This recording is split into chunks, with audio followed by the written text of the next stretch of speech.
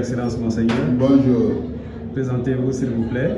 Je ne sais pas, ça fait plus de 23 ans que je suis évêque au Mali, depuis 1999. D'abord évêque de Sikasso, de 1999 à 2000.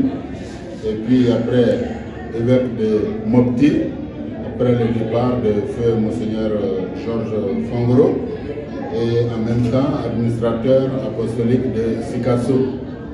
C'est ce 11 février dernier que le diocèse de Sikasso a eu son évêque, Monseigneur Robert Cissé. Et depuis, je suis évêque de Mopti. Effectivement, c'est cela qui a pris le pas pour nous amener dans votre diocèse. Mille merci à vous pour cela, notre bon berger. Nous venons de fêter Pâques dans votre diocèse qui actuellement traverse beaucoup de situations. C'est ça. Et nos prières vous accompagnent. Que nous lancez-vous comme un message à tous les autres diocèses du Mali et du monde entier? D'abord, je voudrais m'adresser à la communauté diocésaine de Mopti et aussi à tous ceux qui vous écouteront et qui vous regarderont pour dire que la paix du ressuscité soit avec vous.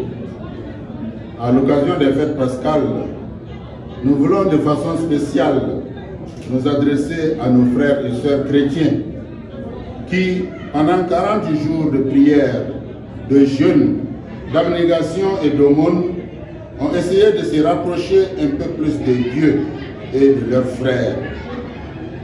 Cette joie de l'effort fourni, d'une meilleure compréhension de leurs frères, de leur Dieu, un Dieu d'amour, de paix et de miséricorde qui ne veut pas la mort du pécheur, mais sa conversion et sa vie.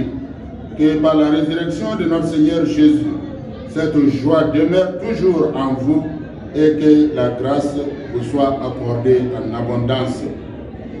Cette joie de l'effort fourni qui nous a aidés à nous rapprocher de l'autre comme un frère à aimer, à accueillir, à servir, à visiter et à soigner. Que le Seigneur la multiplie, cette joie dans vos cœurs tout au long de votre vie. Pâques est le départ d'une vie nouvelle.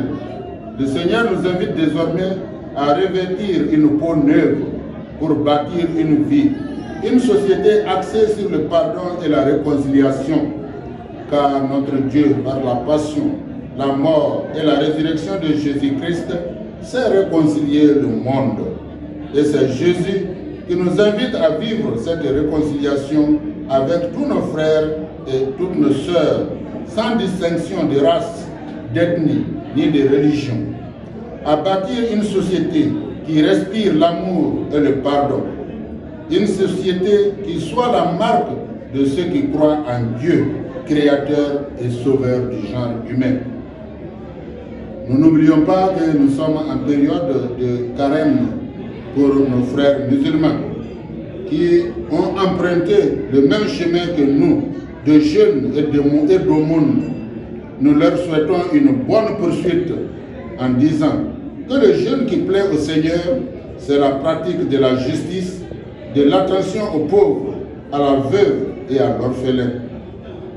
Nous leur souhaitons que ce temps béni de Dieu, ce temps sacré pour l'homme, les aide à se purifier de leurs péchés envers Dieu et envers le prochain, pour que main dans la main, avec tous les autres Maliens, nous puissions poser les pierres d'un Mali de pardon et de réconciliation.